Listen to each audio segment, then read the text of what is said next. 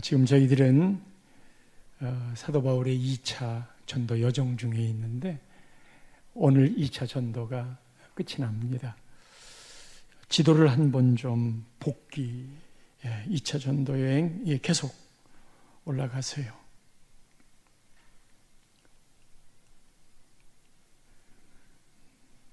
드로아에서 아시아로 가기 원했지만 빌립보로 갔고요.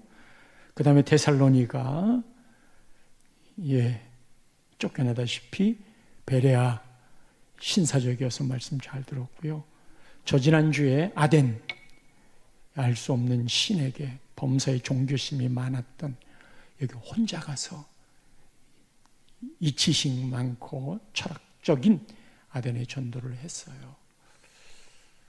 그리고는 고린도로 갑니다. 이 고린도에서 브루스길라 그리고 아굴라 부부를 생업이 천막 지는 일로 같아서 여기에서 만나게 되고 실라와 디모데도 여기에 합류를 합니다. 지난주 설교 생각나세요? 혼자를 넘어 하나로 와서 합류를 하니까 복음의 현장에 생기가 돌았던 말씀이 지난주에 있었어요. 그리고는 고린도에서 1년 6개월 있다가 브리스길라와 아굴라와 함께 겐그리아로 떠납니다. 겐그리아에서 저처럼 머리를 깎고 서원의 결단으로 그리고는 에베소로 갑니다. 오늘 본문은 에베소 사건이니까 이 지점을 설명하려고 지금 쭉 이야기를 한 거예요. 이 에베소를 지나 에베소 기억해 두세요. 그 다음에 계속 이제 예루살렘으로 가고 그 위쪽으로 올라가서 안디옥까지 당도해서 2차 선교 여행을 마치는데 이게 18장 오늘 읽었던 본문 앞쪽에 22절에 2차 전도 여정이 끝납니다. 제가 지금 기억하라고 했던 장소가 어디예요? 에베소이잖아요. 에베소는 사도 바울은 이미 떠났어요. 그런데 브리스길라와 아굴라 부부를 여기에 남겨두는 거예요. 오늘 본문에 한 인물이 소개가 되는데 아볼로입니다. 발음 한번 해볼까요? 시작. 아볼로. 브리스길라와 아굴라. 거기는 아굴라고 여기는 아볼로예요. 이 아볼로에 대한 자세한 소개가 오늘 본문 시작하는 24절에 이야기합니다. 그가 어디서 태어났느냐 하면 알렉산드리아입니다. 이 알렉산드리아는 지금의 이집트 북쪽 항구인데 당시에는 로마 다음으로 유명한 도시인 만큼 헬라 문화의 중심이고 헬라 학문의 중심지이었어요. 알렉산드리아 출신 알아줬어요. 그의 국적은 유대인이에요. 유대인들은 전 세계로 흩어졌잖아요. 흩어진 사람들을 디아스포라라고 하는데 그 유대인입니다. 이 사람은 언변이 좋고 옛날 성경은 이 대목을 학문이 많았다. 많이 배워 아는 게 많은 사람이었고 게다가 성경에 능통한 자라. 이때 말하는 성경은 구약 성경입니다. 아는 게 많고 언변도 좋으니 잘 가르쳤어요. 그럼 뭘 가르쳤을까? 25절에 가르침에 대한 내용이 나오는데 예수에 관한 것을 가르친다. 예수에 관한 것을 가르치는데 그는 일찍이 주의도를 배웠다. 어릴 때부터 성경을 배웠어요. 그런데다가 가르칠 때에도 열심으로, 그것도 대충 넘어가지 아니하고 자세히 가르쳤어요. 대단하지 않아요? 그 현장이 26절에 보면 회당에서 담대히 말하기 시작하거늘. 멋지잖아요. 그랬던 이 아볼로가 27절에 보면 지금 있는 데가 에베소인데 아가야 지역으로 건너갑니다. 오늘 설교 제목이 아볼로가 아가야로. 아볼로가 아가야로. 이 아가야 지역은 소아시아 쪽에 있는 에베소에서 에게해 바다를 건너는 건너편입니다. 그 건너편의 지역이 아가야인데 이 아가야 지역의 제일 유명한 도시가 고린도입니다. 그냥 고린도로 건너간 거예요. 이 고린도는 사도 바울이 아덴, 그 다음에 고린도, 지난주 설교가 고린도라고 그랬죠. 갱그리아서 머리를 깎고 에베소까지 갔어요. 그리고 떠나서 바울은 갔고 브리스길라 아굴라 부부가 거기에 남아서 아볼로를 지금 만난 거예요. 고린도 교회는 1년 반 동안 사도 바울이 거의 영적으로 뛰어난 교회예요. 방언 이야기도 다 여기서 나오고 은사 얘기도 다 여기서 나와요. 그런 교회에 바울이 떠나니까 지도자가 없는 거예요. 영적 지도자가 비었어요. 그곳에 아가야로 가가지고 아볼로가 어떤 존재가 되었나. 고린도전서 1장 12절에 보면 고린도 교회의 사람들이 신앙의 계보가 있어. 어떤 사람은 맨 처음에 예수님 제자였던 게바, 즉 베드로, 그 베드로가 최고야. 배우기도 했고. 어떤 사람은 무슨 말? 바울이 제일이야. 어떤 이는 이도 아니고 저도 아니고 예수님이지. 그런데 그 중에 한 사람이 아볼로예요. 그만큼 영향력이 있었다는 말이에요. 아볼로는 분파를 만들 이유가 없었지만 교회는 넷으로 갈라졌어요. 그 중에 한 사람이 아볼로라는 영향력을 제가 이야기하는 거예요. 그러면 사도 바울이 아볼로를 볼 때 어떻게 보았을까? 고린도전서 3장 6절에 그 관계가 나오는데 바울이 이렇게 말합니다. 나는 심었고 아볼로는 물을 주었으되 오직 하나님께서 자라나게 하셨다. 바울이 심었다는 건 뭐예요? 가는 지역마다 복음을 심었어요. 예수를 심었어요. 그 다른 지역으로 떠나잖아요. 그거를 세워야 되잖아. 양육해야 되잖아. 알려줘야 되잖아. 보듬어줘야 되잖아. 그것을 물을 주었다는 말로 바울이 심었던 고린도 교회의 복음의 씨앗이 아볼로가 다 품고 그 교인들을 이렇게 세운 거예요. 바울의 입장에서는 정말 귀한 사람이지요. 뿐만 아니라 4장 6절로 가면 형제들아 내가 너희를 위하여 이 일에 나와 아볼로를 들어서 본을 보였으니 고린도 교인들에게 내가 본을 보였잖아. 어떻게 믿어야 되고 주님을 어떻게 사랑해야 되고 그거를 보였잖아. 그러니까 나를 본받으라고 이야기를 했던 이 바울이 나하고 아볼로하고 같이 묶어서 아볼로를 들어서 본을 보였다. 같은 레벨에다가 놓고 아볼로를 이야기했어요. 고린도 교회에 아주 위대한 영향을 끼치는 사람이 아볼로가 되었어요.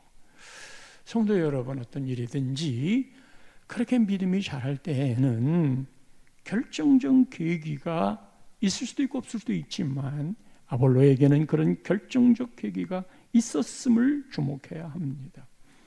아볼로가 갖고 있는 한계가 있잖아요. 아볼로가 갖고 있는 약점이 있잖아요. 그거 우리 이미 눈치채지 않았어요? 25절 본문에 요한의 세례만 알 따름이라. 아니, 열심히 예수를 이야기했어요. 그런데 요한의 세례만 알 따름이라. 이게 전체를 뒤집어 놓는 한 대목이에요. 이 말이 무슨 말이에요? 요한의 세례만 알 따름이라는 걸로 미루어 어쩌면 세례 요한의 제자였을 수도 있고 세례 요한에게 배운 사람으로부터 배운 것일 수도 있고. 세례 요한이 누구예요? 예수님 오실 길을 예비한 사람이에요. 광야에서 외치는 소리가 되었어요. 세례 요한은 예수님을 예고한, 오실 길을 준비했던 사람이지만 예수님이 아닌 거예요. 세례 요한의 세례만 알았다는 말은 그 세례 요한이 전하려고 했던 예수 그리스도, 그 일의 생명과 핵심, 이것은 모르고 있는 거예요. 세례 요한은 참수당에 죽었잖아요. 복음 사역기 초반에. 그러니까 그 이후에 예수님이 십자가에 죽으시고 부활하시고 성령 세례, 예수님 올라가시면서 아버지 약속한 것을 보내시라고 한 이 성령에 대한 걸 요한의 세례만 알면 십자가, 부활, 그리고 성령 모르는 거예요. 그 이전까지 열심히 아볼로가 기가 막히게 이야기했어요. 따라서 구약의 메시지가 뭔지 알아요. 구약에 능통한 사람이니까. 구약에서 말하고 있는 메시아가 온다고 했는데 이 메시아가 누군 줄 아냐? 그가 곧 예수이니라. 이거 얼마나 정확한 말이에요. 이 말을 다 전했어요. 그런데 여기까지예요. 예수님의 십자가, 나를 위한 구원, 그리고 죽지 않고 살아나신 부활의 권세, 이것을 모르는 초보 단계예요. 얼마나 구약의 율법들을 멋지게 꿰뚫었을까. 또 하나는 요한의 세례는 정결을 상징하는 물 세례입니다.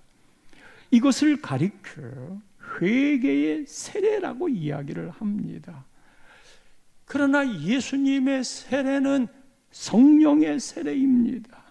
성도 여러분, 예수님에 대해서 우리는 잘 알고 있어요. 메시아라고도 고백을 해요.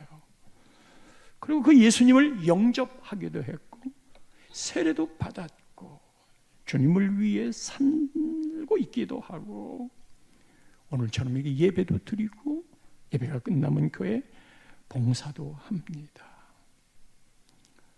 모든 걸 다 알지만, 하고 있지만 성령이 함께하지 않으면, 성령의 능력과 역사와 내주와 동행을 모르면 종교 생활이 된다는 거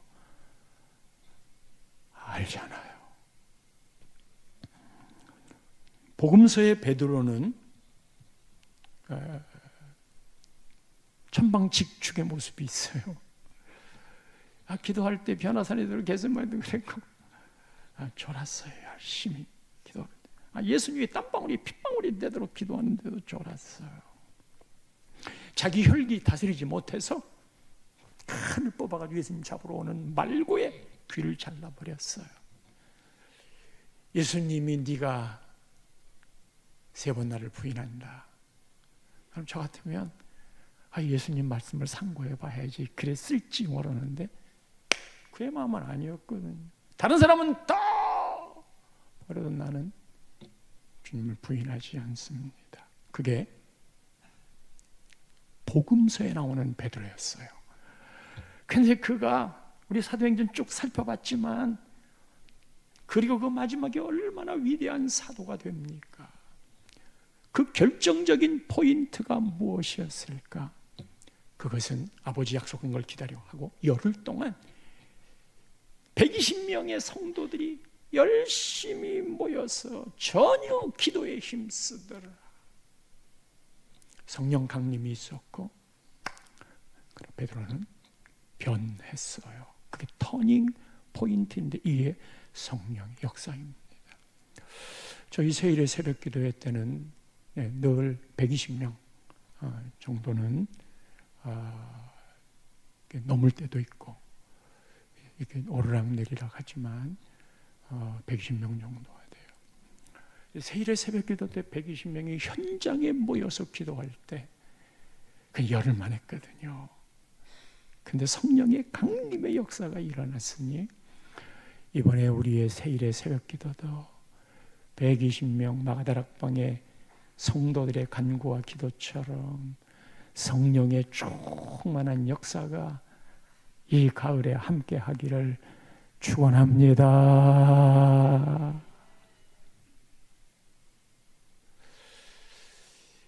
요한의 세례를 대비시키는 장면이 있는데 요한의 세례만 한다.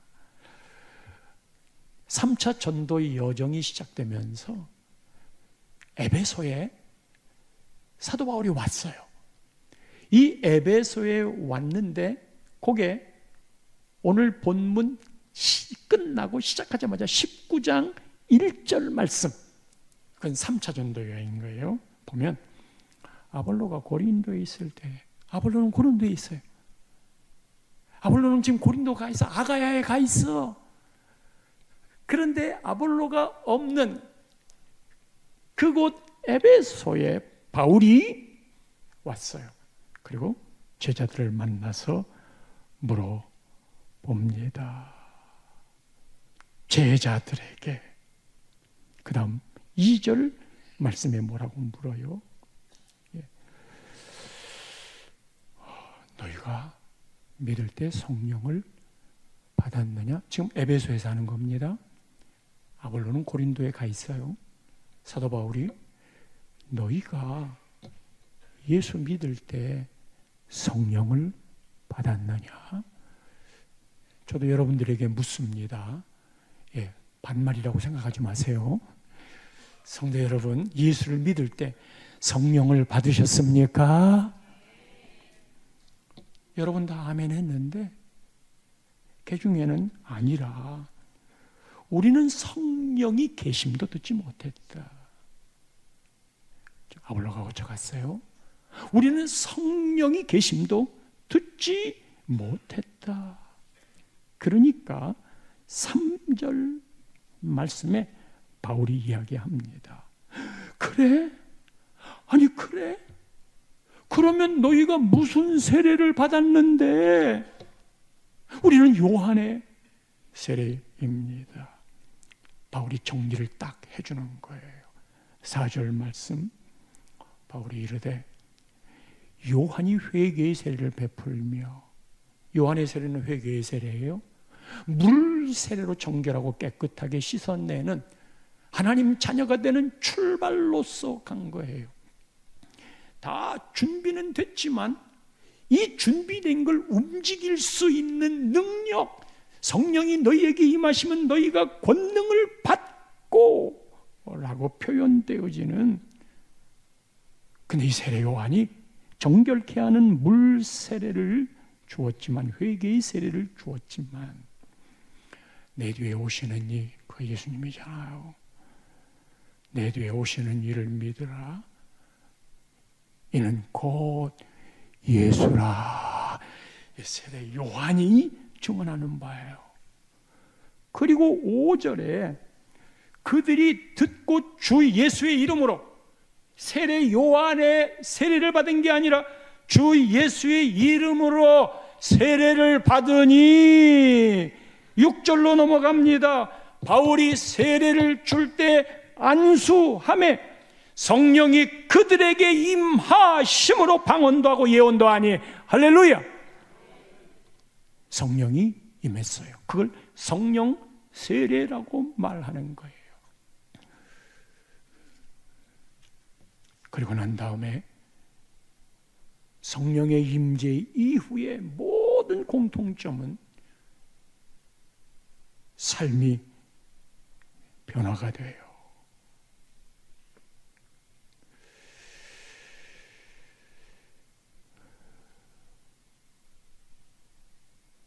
요한의 세례를 넘어가야 돼요. 성령의 세례에 다다라야 돼요. 성도 여러분, 오랜 동안 교회를 다니고 교회가 아주 익숙해요. 예배드리는 것도 평생 하는 습관들이 있으니까 나쁘다는 게 아니야. 수많은 예배를 드렸어. 오늘도 예배 속에 하나님을 향한 갈망이, 사모함들이, 청년들 예배를 드릴 때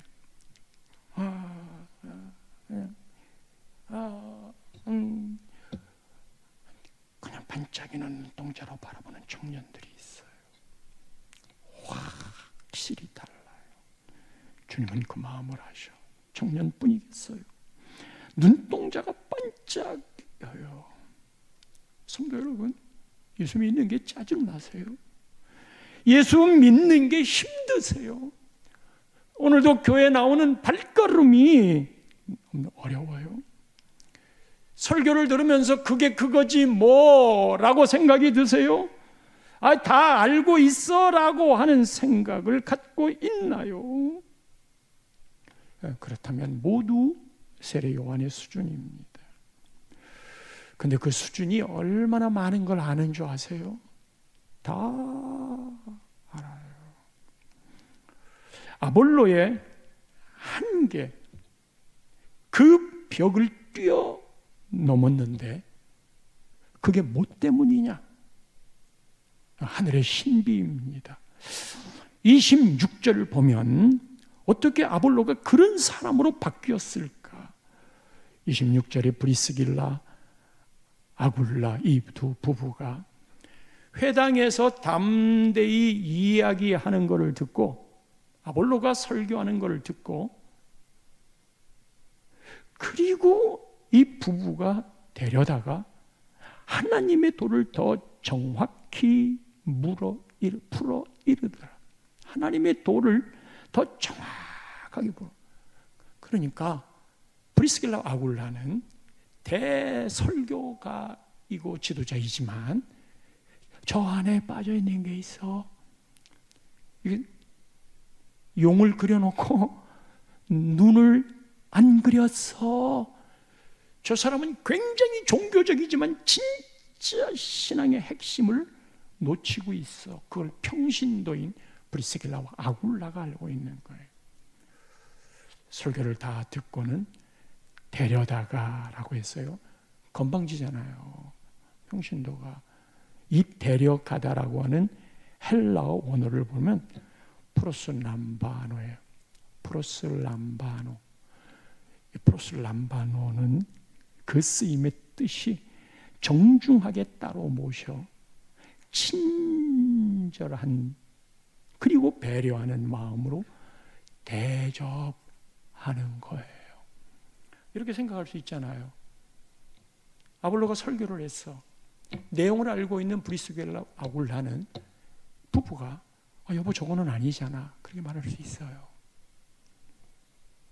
그리고 그 말을, 그게 아닌 거를 다른 사람들한테 저게 무슨 철학적 설교지 복음적 설교야? 그런 말 말해요. 아는 건 많은데 핵심이 없네. 그런 걸 알고 있는 그런 신앙의 수준이 있는 거잖아요.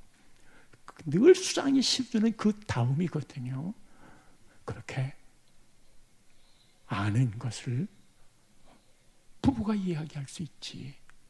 그냥 그거를 다른 사람에게, 오늘 목사님 설교가 왜 저래?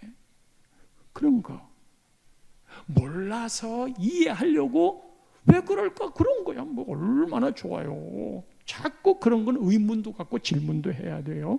근데 자기 판단이 딱 서가지고 그거를 자기 잣대로 그렇게 충분히 이야기할 수 있는 거예요.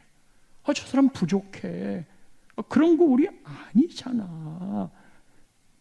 그렇게 말할 수 있는데도 프로스남바라로 댁으로 모셨어요. 그리고 정말 전해주는 예수님에 대한 그 말씀이 우리에게는 깨닫지 못했던 걸 깨닫게 해주는 은혜가 됐다는 말, 극진히 대접하고 이해를 갖추고, 그리고는 하나님의 도를 더 정확하게 풀어서 겸손하게 알려주었어요. 그리고는 27절 말씀에 보면 이 아볼로가 아가야로 고린도로 건너가요.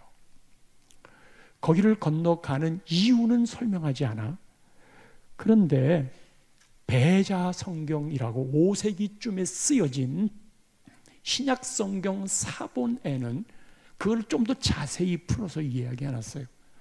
이유가 나와요. 그 이유가 뭐냐 하면 고린도에 살고 있는 교인들 중에 에베소로 왔어. 아볼로의 설교를 듣고는 감동이 됐어.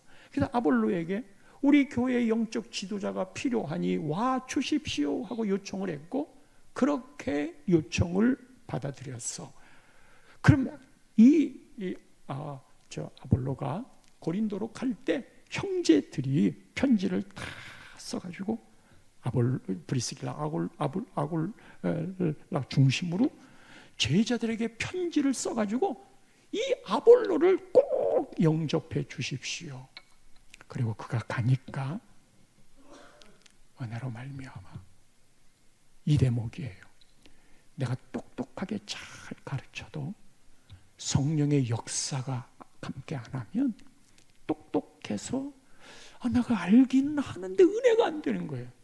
근데 성령의 역사가 임하면 그렇지 않은 말도 은혜가 오는 겁니다. 그게 달라진 거예요. 그 은혜로 말미암아 믿은 자들에게 많은 유익을 주니 할렐루야. 그리고는 28절로 가면 그곳에 있는 유대인들이 있잖아요. 성경으로 예수는 그리스도라. 그거는 예전에도 얘기했어. 얼마나 구약을 능통하게 꿰뚫었는지. 그랬더니 이 유대인들이 그렇게 자기들이 맹신하듯 바라보고 있는 이 구약 성경을 꿰뚫어 예수는 그리스도라고 이야기를 하고 있는 이 아볼로의 말을 공중 앞에 힘있게 전하는 걸 듣고 유대인들이 꼬리를 딱 내리는 거예요. 말발로 당할 수가 없기도 하지만 자기들이 믿고 있는 구약을 잘 꿰뚫어 이야기를 했기 때문이기도 하지만 성령의 역사인 거예요. 아멘. 성령의 역사인 거예요. 유대인의 말을 이김이라라. 이게 성령이 하시는 일이고, 이 터닝 포인트가 브리스길라와 아굴라 사건. 자, 이 대목에서 두 가지만 짚고 넘어가려고 그래요. 하나는 아볼로의 겸손이에요. 아볼로 같은 사람이 브리스길라 아굴라가 정중히 모시는 것까지는 대접하는 거니까. 근데 거기다 대고 요한의 세례, 예수님의 세례를 말했을 때 자기의 자존심이 구겨지지 않았을까? 버릇없이 건방지게. 그런데 아볼로 그러지 않았어요. 아이러니하지만 여러분, 이게 더 권위가 쓰는 거 아니겠어요?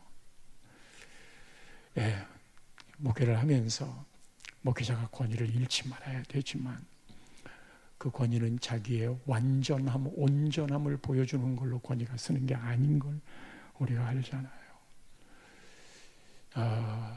목사에 대해서 오해하는 게 있어요. 왜 다른 사람하고는 나갈 때 인사하면서 나한테는 눈길도 안 주나? 그래서 교회를 안 나오겠다고. 제 눈이 뒤에도 있지 않아서 그래요. 이제 그런 류의 말을 할 때마다 어떤 때는 정말 제가 잘 못해서 생각이 못 미쳐서 그럴 때도 있거든요.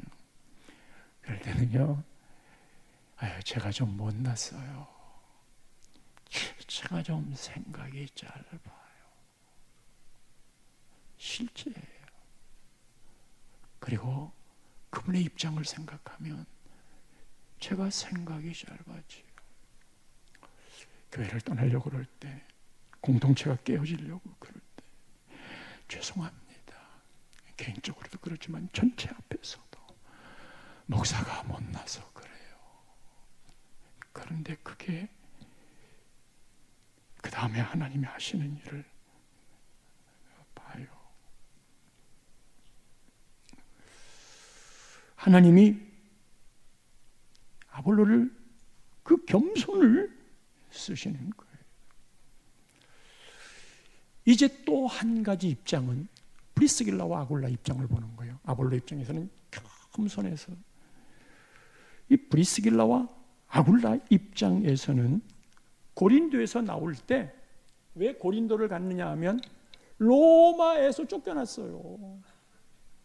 유대인들을 나가라고. 고린도에서 뭐 천막을 치는 일 하면서 생업의 자리가 나름 세팅이 됐을 건데, 바울을 만난 다음에 바울을 따라가는 거예요. 여러분, 바울을 따라가는 그의 마음이 고린도를 두고 가는 거란 말이에요. 그가 신앙인이기 때문에 고린도의 교회를 왜 사랑하지 않았겠어요? 1년 6개월 동안, 그것도 적지 않은 시간인데, 그런데 이 교회를 놔두고 떠나야 되는 거예요. 바울을 따라가는 삶이, 복음을 전하는 그 삶이 그의 인생의 가치관에 정말 의미 있다 생각했기 때문에 그래도 가는데, 에베소에 와서 무슨 일인지는 모르지만 하나님의 계획은 있지만 이 부부의 마음에는 내가 지금 바울을 따라간다고 그랬는데 왜 에베소에 남게 했을까? 왜 에베소에 나만 남겨두고, 부부만 남겨두고 떠나는 걸까? 바울을 따라다니는 것 자체도, 여러분, 기약 없는 사람이잖아요. 그 사람의 삶이 세팅된 거 아니고, 부부의 삶을 책임지는 것도 아니고, 안정적이지 못하잖아요. 그래도 따라갔던 건 그가 만난 예수 때문에 따라 나섰어요. 함께 가고 봤지만 이게 뭐지? 에베소에 남게 됐어요. 하나님의 큰 섭리와 계획 안에서는 바로 고린도에 없는 영적 지도자,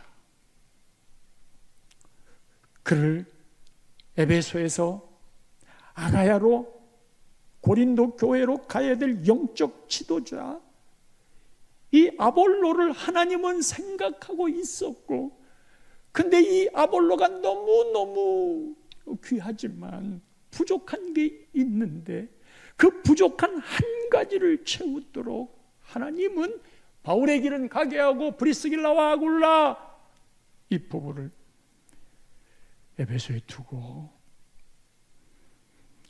아볼로를 만나게 된 거예요.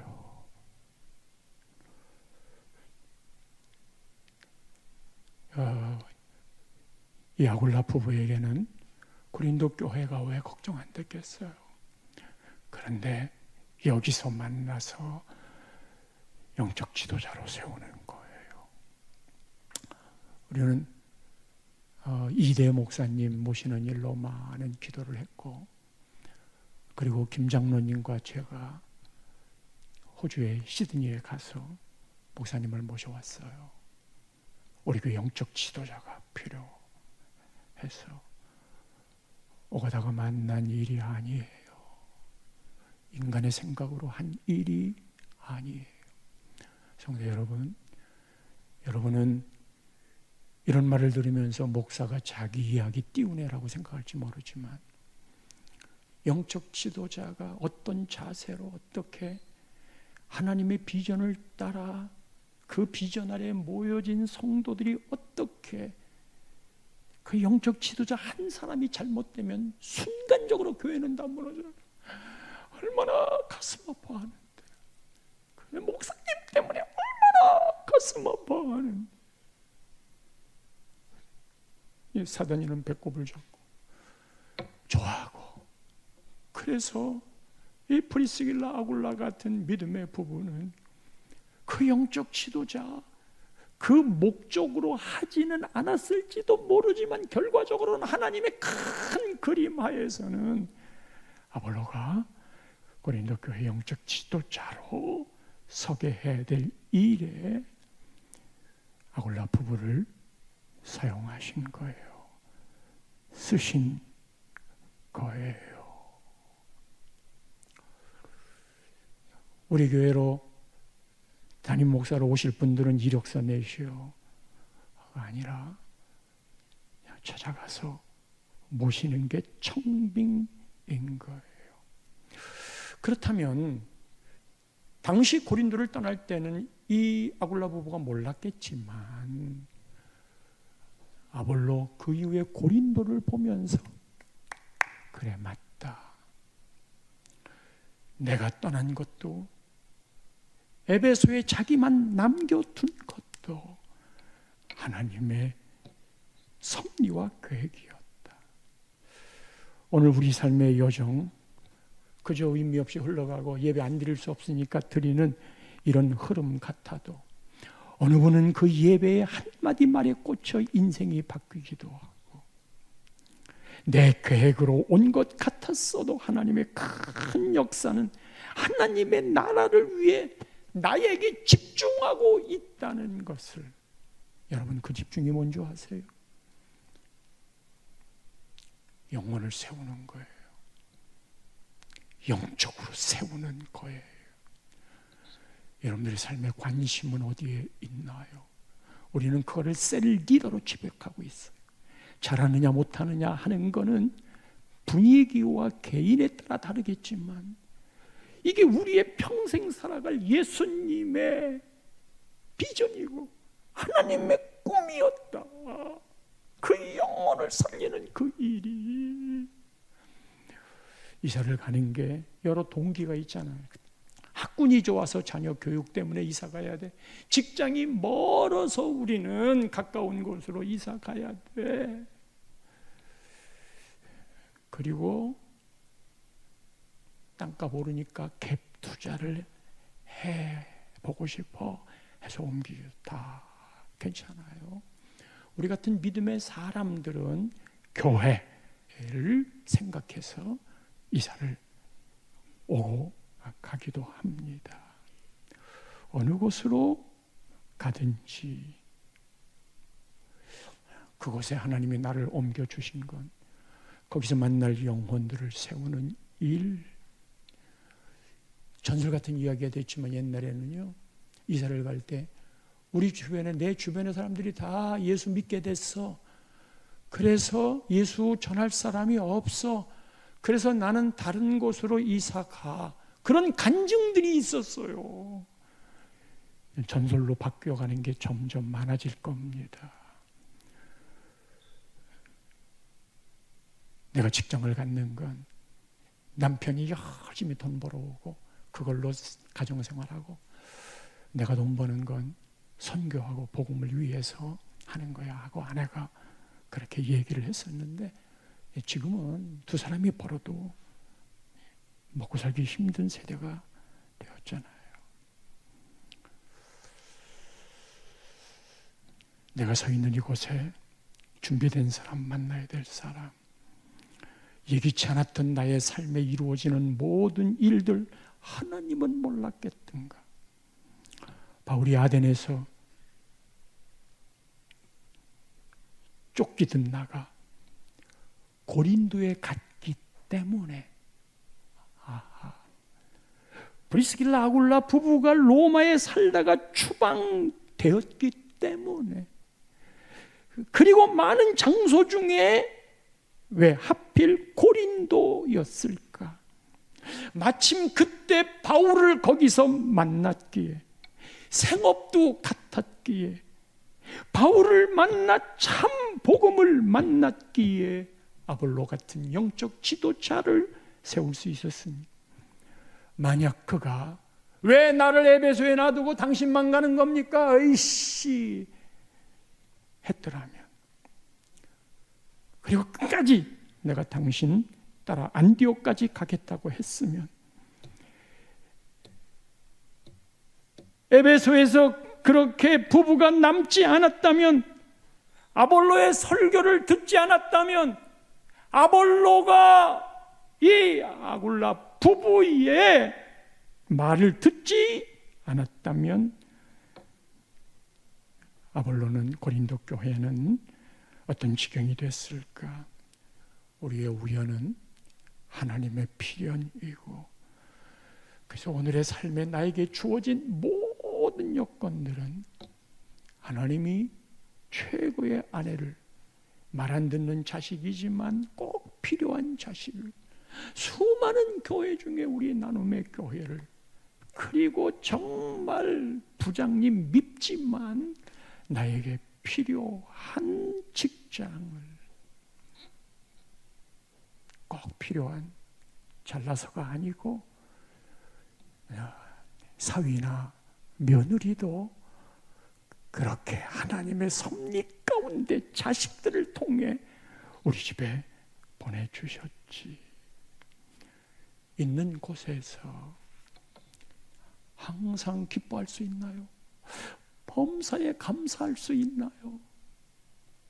기뻐야 일일이 있어 기뻐하지. 그런데 성경의 명령은 항상 기뻐하라. 감사할 일이 있어야 하지. 근데 범사에 감사하라. 말이 안 돼. 그래서 일단 접어놔. 성경은 할 수 없는 걸 명령한 적이 없어요. 이거를 할 수 있는 건 그 가운데 있는 쉬지 말고 기도하라. 이게 성령의 역사를 일으키는 거고, 내가 하는 게 아니라 정말 기뻐할 수 없는데 성령께서 내 마음을 그렇게, 감사할 수 없는데, 그래서 우리가 살아가는 이 삶의 현장은 평안하니, 기쁘니, 감사하니. 오늘도 이 질문 속에 또 한 주간의 답을 얻을 수 있기를 축복합니다. 고맙습니다.